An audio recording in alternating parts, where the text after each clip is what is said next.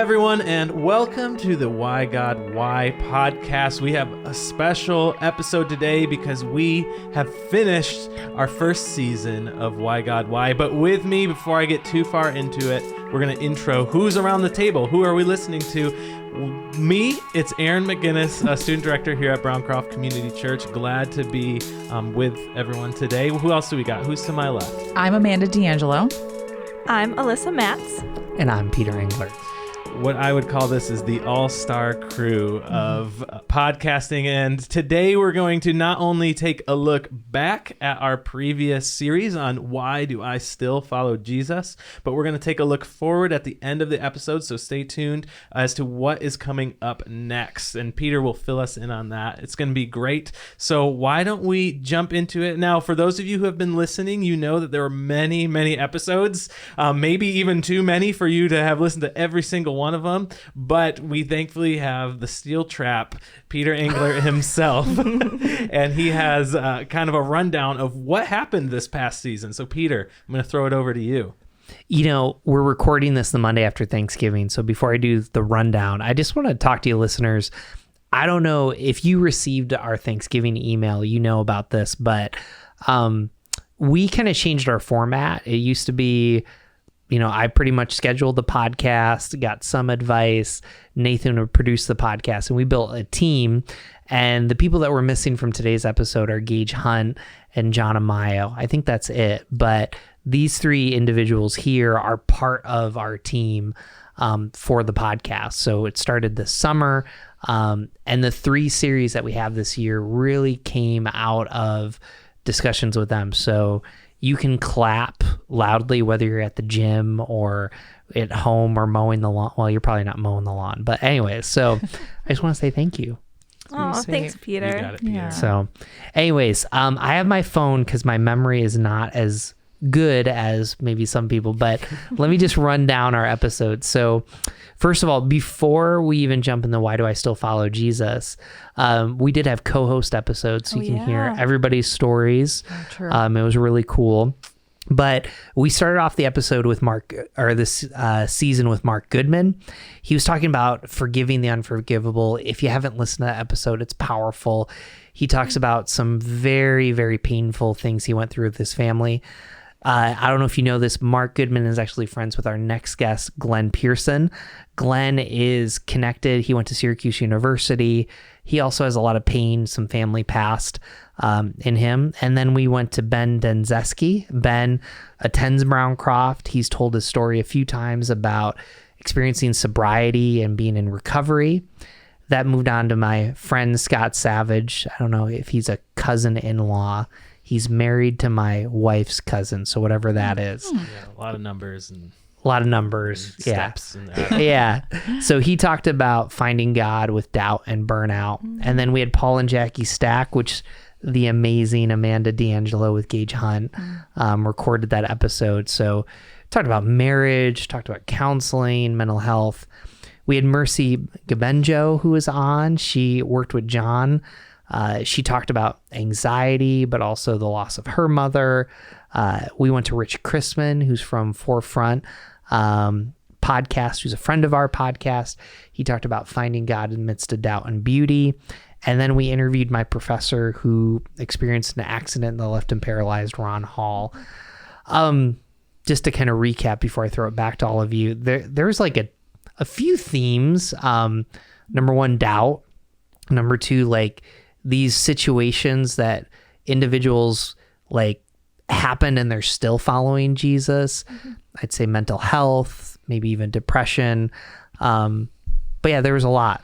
So I'll let you take it. That was my fast rundown. Well, and I did want to say, I think for me, I'm a person who I think I've been overwhelmed with like data and analytical thinking about what is true, what is not true. So if you're someone out there who is trying to figure out, okay, what is true, what's not true, what should I pay attention to. Sometimes I felt overwhelmed with the data, but what I have not felt overwhelmed with is these personal stories. And to hear someone that I can actually connect with on a personal level and to can resonate with their story, that is so meaningful to me and actually says volumes. Sometimes I think in the Christian world, we forget how testimony, how sharing your story is actually a beautiful depiction of what God's actually doing in this world. As many theology books or things as you can read or Google things that you can, or despite what ChatGPT says, I think it was really refreshing to hear the stories of people who may have gone through something that you are currently going through or have gone through. So just wanted to say that. And as we move from that, I'm going to ask Amanda and Alyssa some questions here, starting with maybe a simple question, maybe not. Was there a person whose story you personally resonated with? Amanda, do you want to go first? Yeah, Okay, I actually do. You go. I was really touched by actually a few of them. I'll say right off the bat that, and I'm looking at my notes too, because I had to take notes with some of these. They were just such powerful, not only testimonies, but truths that I wanted to hold on to. And right now I'm going through a season of grief, and Ron Hall's was very powerful to me, very powerful. And I found that in his suffering is far different than, and grief is far different than mine, but yet I still was encouraged by what he shared. He said, just so simply, like, suffering happens to everyone. I'm like, that's so true. And he actually didn't recommend the book of Job, which I was so shocked by. And because it's true. I mean, his friends give them all this advice in the book of Job, and he's like, and then God just comes in and says, this is who I am, and his sovereignty in that. And to back up a little, I'd say I was struck by the typical Christian answers weren't given. It was different than what I even expected as a Christian. For example, he also said that as Christians, we're too noisy. Our services in church, they're too noisy. We need to be still and be silent and before God. I'm like, that is wonderful truth. So I was really, really touched by Ron's story and how open he was about what he's been through, which is very tragic. Wow. Before we go further, do you mind kind of sharing with people what you've been through? I think it might be helpful. Yeah. So my husband and I are walking through the grief of a miscarriage. In some ways didn't expect it at all. I mean, no one really does. Try to prepare myself because we have a lot of loved ones that have been through it. So when it happened, it was shocking. And in my personal story, I actually saw my baby's heartbeat on the ultrasound. So it was like, we were told everything was fine. And then 3 days later, complications started to happen. And a few more days later, it was very obvious that we lost our baby. So, you just walk through it one step at a time. And sometimes it's like lingering grief too. Like you realize, like, I don't feel right now. And you don't even associate it with the grief, but it's there. So to hear these stories of people who have suffered so much, and still been so close to God has been really encouraging to me. So I'm great. I personally am very grateful for this season of Why God Why. I just appreciate you being vulnerable and transparent. Yeah. That took Thank a lot you of for courage. sharing. Yeah. Really appreciate Thank you for asking. Yeah. And how cool to hear someone's story who's walked a hard path and isn't just saying, suffering will grow you closer to God. Yeah. He's just putting you in a season to make you stronger. Go read the book of Job. He suffered way worse, Yeah. Or even it all happened for a reason. That's actually not a comforting thing to hear. It's hard to hear that. But continue. Yeah. I'm adding to your list because those were great things. No, I mean, and that's, if we don't have these conversations, that's just going to keep happening. Is those simple platitudes that they just don't bring the comfort you think they are. So, yeah, again, thanks for sharing. Yeah. That. Wonderful. Alyssa, what was one of these episodes, one of these stories that you personally connected with? Yeah. For me, and it may be because I kind of personally not know this person, but I know his wife fairly well. We were small group leaders together. So I have to say Ben's episode was the one that stood out to me. Like I said, it could be because I kind of saw him and Kelsey's relationship kind of come together, and I saw them date and get married. So to hear the backstory of kind of what he went through was really powerful. And I also resonate with the things he was sharing about kind of being disillusioned with the world, with the current state, with politics, kind of things like that. Wait, go that he more was into sharing. that. Disillusioned. Just like you grow up thinking the world is one way, and then you become an adult and you realize that it's something else. And So true. that hurts sometimes. And obviously he coped with that in an unhealthy way, and that took him down some paths that he probably shouldn't have gone down. And I'm not, yeah, so that's his story, but I resonated with the feelings behind what he was feeling in those moments. And yeah, I think maybe it's just a part of being a young 20-something, mid-20-something, being disillusioned with the current culture and trying to be a Christian in this world and being pulled in one direction and seeing other things on the news. It's very complicated, I think, being a young adult in the modern world. And even though Ben's a little bit older than me now, but even back when he was my age, not that long ago, I'm not calling him old, sorry, Ben. But it's just like Still strapping. growing up is hard, and becoming an adult is hard, especially when you're trying to navigate being a Christian and then trying to cope with that too. So I really pulled that out of his story, that he was trying to cope with the world around him. So I just resonate with that feeling of coping in unhealthy ways. Yeah, I mean, in student ministry, we talk about how our students today are more exposed to the suffering of the world more than any other generation, and how, in a sense, we weren't designed to carry that much suffering within us, and how stress, anxiety is going through the roof. One of the reasons, not all the reasons, but one is that exposure to the brokenness of the world. And what do you do with that when you're following a good God who's working all things together for your good, and you're opening your phone, you're watching the news, and you're just seeing suffering left and right? And this perfect picture that was painted in your Sunday school classes is just not lining up with what you're perceiving and seeing happening in our real world. So yeah, it's just a difficult time, and what do you do with that? That's very powerful. I think I heard two themes that we didn't really discuss. Like, number one, there's no simple answer. Just the conversation that you three have brought up. We say things, and we're recording this like the morning that I officiated a funeral. And there's, every funeral is unique because every person's unique, and you're trying to put yourselves in the shoes of someone that's in heaven, of what would they need to hear, but there's no simple answers. I was thinking about, in Revelation, it talks about God will wipe every tear from their eyes. The key word that we forget is will.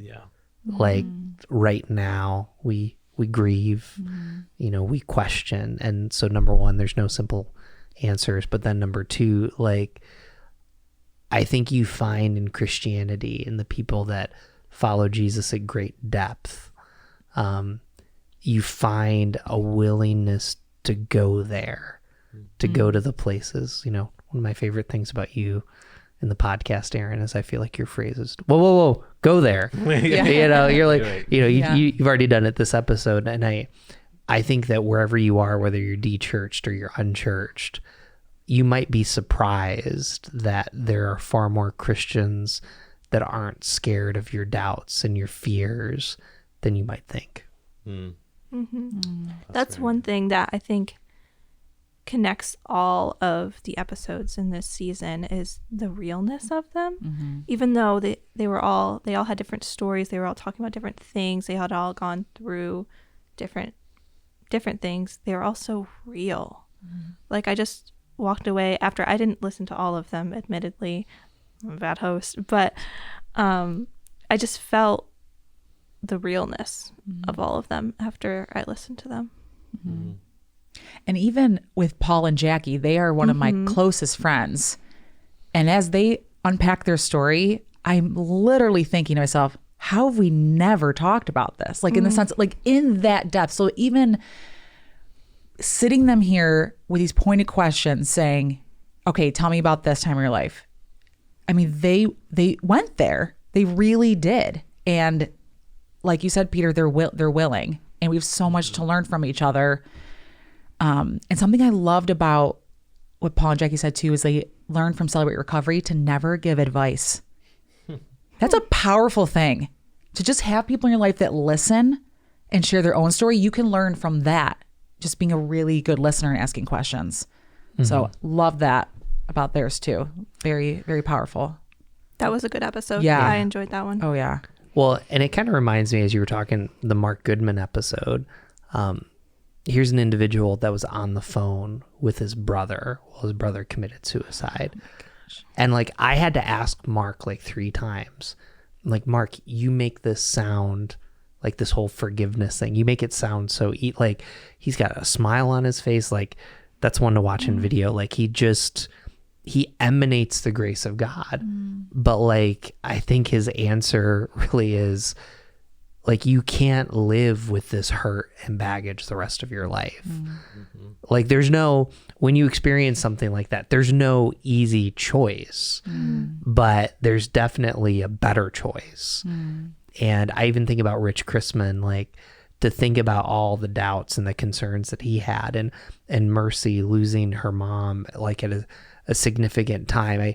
I think the more you spend time hearing people's stories, the more you realize that there's depth that's there. Absolutely. And that depth is where the meaning really takes root. Yeah. I was thinking, I was also friends with Jackie Stack in college, and my wife and I listened to that episode, and man, so many things I'm like, oh my gosh, that's exactly what we're going through right now. I mean, pointed, perfect. But so much of it too was like, it'd be so easy to never go there, to just live a life where, in Jackie and Paul, if you haven't listened to that, bringing their own baggage of a loss of a father and being one of 7 kids, I think, into their marriage. And then when they got to their marriage, they realized all this stuff just surfaced. And next thing you know, they're at each other's heels, they're nipping. It's like, oh my gosh, what happened? Did we make a wrong choice in getting married? Did we rush things? Like, all these questions that can be so scary. It could be easy to be like, let's just not talk about it, act like everything's fine. You go to your job, I'll go to mine, we'll pay the bills. It'd be good to have a family and then never talk about it. And actually, I even think about, I read this stat recently, how is it boomers right now, or people when their kids leave the house, that's the highest divorce rate, or one of the highest divorce rates right now, is when the kids finally leave and now you're just with that other person. And if you haven't done the depth, if you haven't gone there, that's where relationships fail.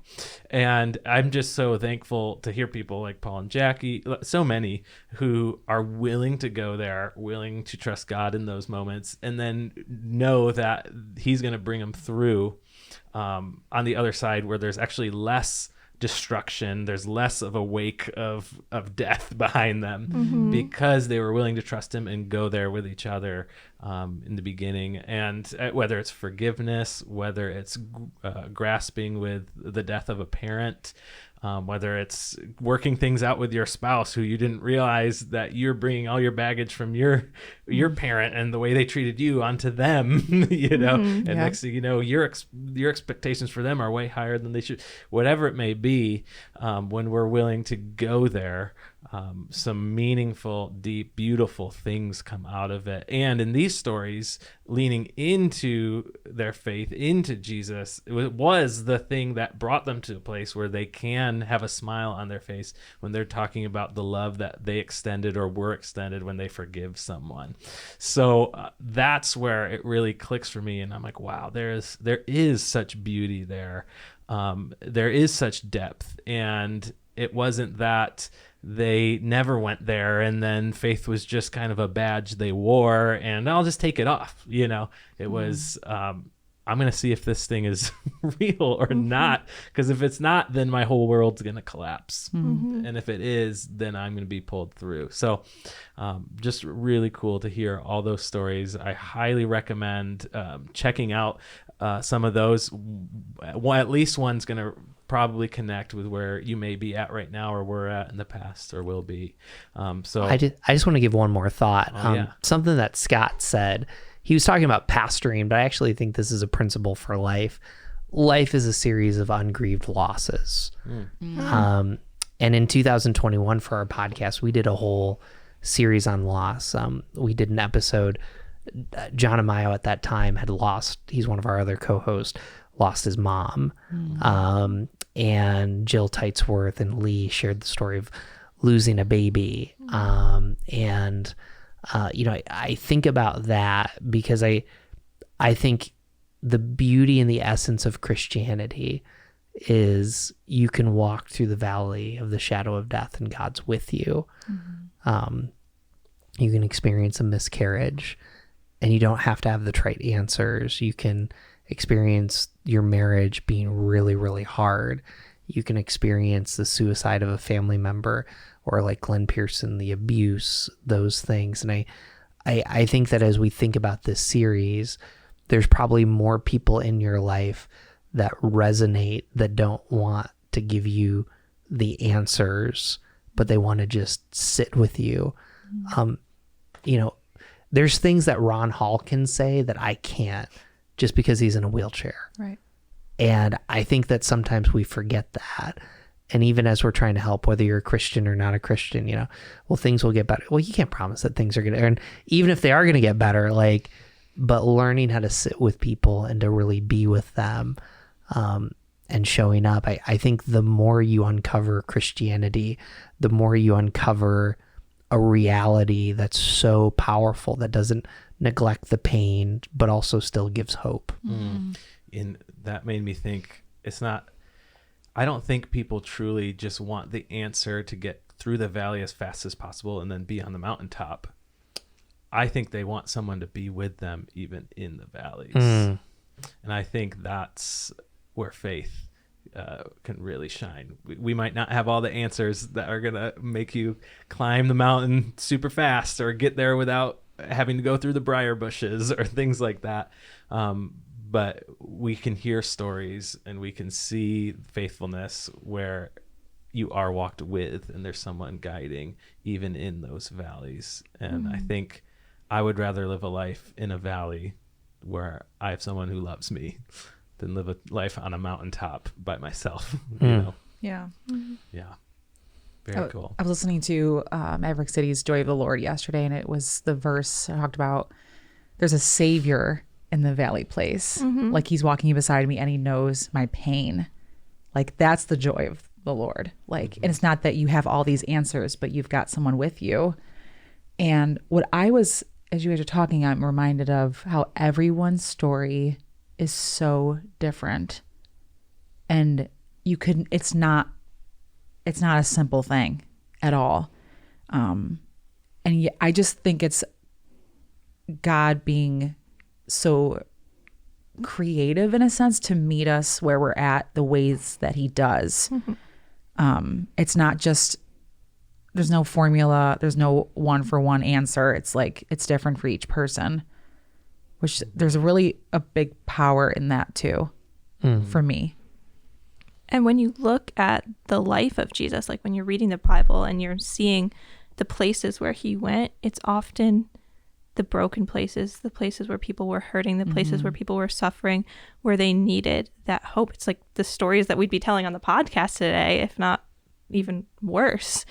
And that's where Jesus was. He wasn't on the mountaintops. He wasn't at the fancy parties. I mean, he did go to a wedding, but you know what I mean? He was with the broken. He was with the suffering. He was with the dead people, literally. So I think Jesus, the character of Jesus, is just attracted to those who need him most, and to those who are most broken and most in the depths of suffering. And I think that's where he meets people. And that's why these stories are so powerful, because the people who are telling them were so broken and so low. And that's where Jesus met them. Not that we can't meet him without going to those places, but I think it's in the character of Jesus, from the Jesus that I know, to just meet people in those broken, dark, desolate, hopeless seeming places. So true. Yeah, and I'm reminded, that's why I think it's beautiful that the answer to our problems is not a formula or a scheme. It's a person who is with you. I think that's just beautiful. Wonderful. Well, that was one. I love that series. Again, go listen to some of those if you haven't. How about we take a moment and do a look forward? It's hard to transition out of such a powerful moment, but we know that there are many more to come. So I know we have a series coming up, and I'm going to throw it to Peter. Give us some insight into what we can expect from Why God Why in the future. No, it's a great segue. Pretty hard to segue this. I appreciate you all being so deep. So the next series is the credibility of Christianity.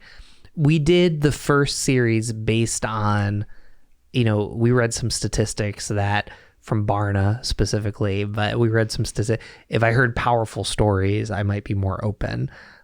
This series really is kind of the heart and soul of our planning year, which, there's some hangups that people have. And they usually start general and then you find out them personally. So I just want to read a couple of the episodes.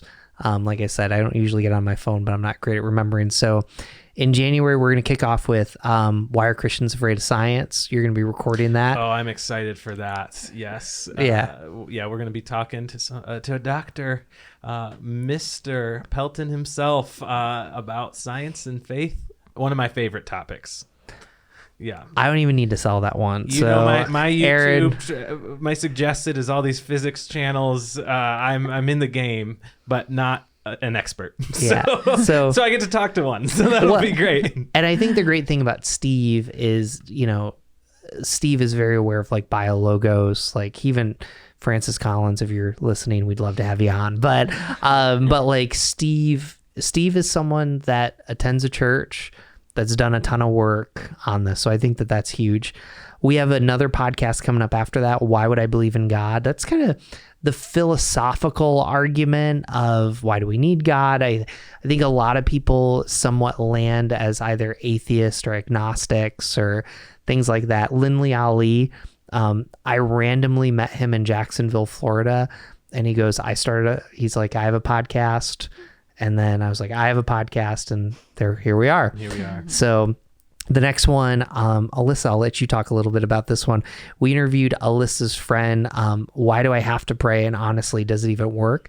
How often is the credibility of Christians questioned? Because, we're just sending our thoughts and prayers. But I don't know, Alyssa, give a little preview of that. Yeah, no, I'm really excited. So we already recorded that episode. It's with my friend, Brittany Dykes. And she wrote this book called Amen. It's a study on prayer. And so I figured she'd be perfect for this episode. So we got to chat with her about why do Christians pray? What are the different types of prayer? Why are people objected to prayer? What's the difference between prayer and meditation? Does prayer even work? Is that even the right question to be asking? So it was just, it was a good episode. Christmas is coming up. And so it'll make sense what I'm about to say. She was talking about how we often treat God as like a spiritual Santa Claus with our prayers. So it's really good. So be on the lookout for that episode.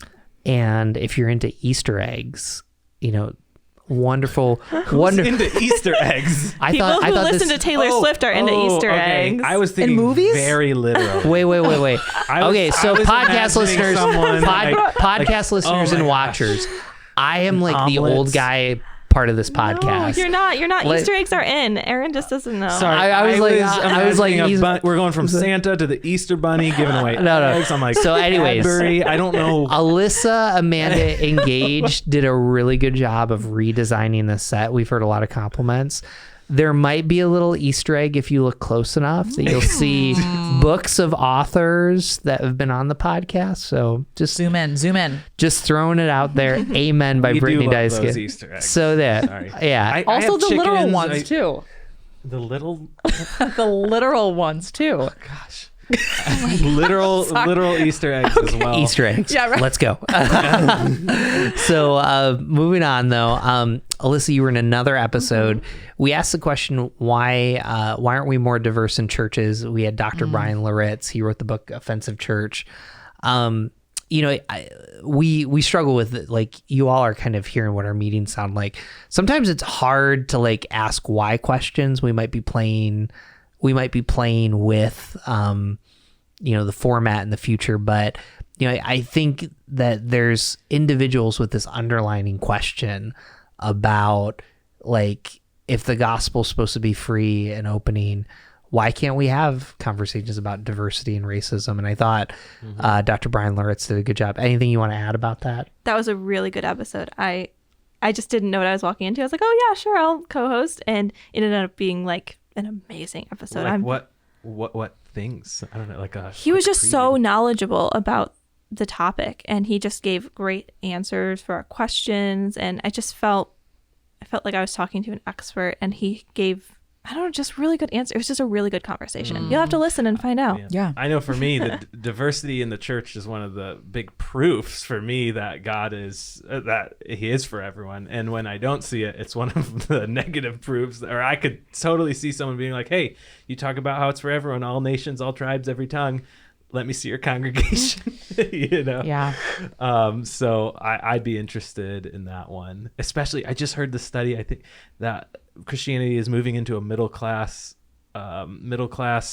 religion, which honestly doesn't make me feel good in a sense. So I don't know. I'd be interested to hear more on that one. Yeah, it was a good one. I'm going to give you a preview that Alyssa won't, but you need to listen to the end of the episode, because Alyssa just tells a really, really powerful story, and I don't want to give it away, but I just think, I was like, we can end the podcast now. So just a really powerful story.